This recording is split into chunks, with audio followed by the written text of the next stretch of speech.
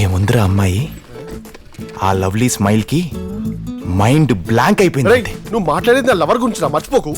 తెలుసురా, అందుకే ఇంత పద్ధతిగా మాట్లాడుతున్నాను. ఇఫ్ సపోజ్ నా ఫీలింగ్స్ అన్ని బయట పెట్టాననుకో. బయట పెట్టక బాబు, నీ దండం పెడతా ప్లీజ్. ఆ సీన్ చూడాల్సిందే నువ్వు. షర్ట్ కలర్ కొంచెం మారిందని లైఫ్ స్టైల్ పీకి పిక్ పై సెర్చ్ చేసేసాడు. తో క్యా హై, మన సంగతి చెప్పనంటావా? ఎలా చెప్పాలో తెలియట్లేదే. అసలు చీటింగ్ అనే మాట వస్తే చాలే చీల్చి చెండాడేస్తున్నాడు వాడు. ఇంక మన విషయం తెలిసిందంటే కొంప కొలాప్స్ అయిపోవడం ఖాయం. నిజంగా కొలాప్స్ అయిపోయా. అమ్మాయిలంటే చాలు 100 మీటర్స్ డిస్టెన్స్ మెయింటైన్ చేసే నేను లవ్లీకి మాత్రం జస్ట్ 100 సెంటీమీటర్స్ దూరంలో ఉన్నా తట్టుకోలేకపోతున్నా. Control control. లవ్లీ అంటున్నావు, డిస్టెన్స్ అంటున్నావు. Don't be silly. She's my లల్లీ. సర్లే పోయి. అయినా అలాంటి అమ్మాయి ఫేస్బుక్ లో లవర్ను వెతకడం ఏంటి అసలు? పాయింటే. ఫేస్ వాల్యూ లేని వాళ్ళకి ఫేస్బుక్ గానీ తనకెందుకు చెప్పు?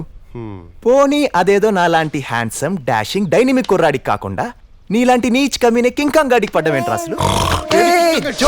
నాకు కూడా షాకింగ్ గా ఉంది. అసలు వాడు నీకెలా పడ్డాడే?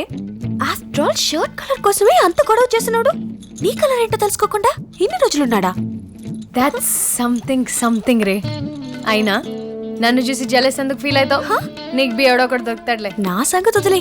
నీ చీటింగ్ మ్యాటర్ ఆడికి తెలిస్తే నీకు ఇంకా డే అండ్ నైట్ ఏడిపే.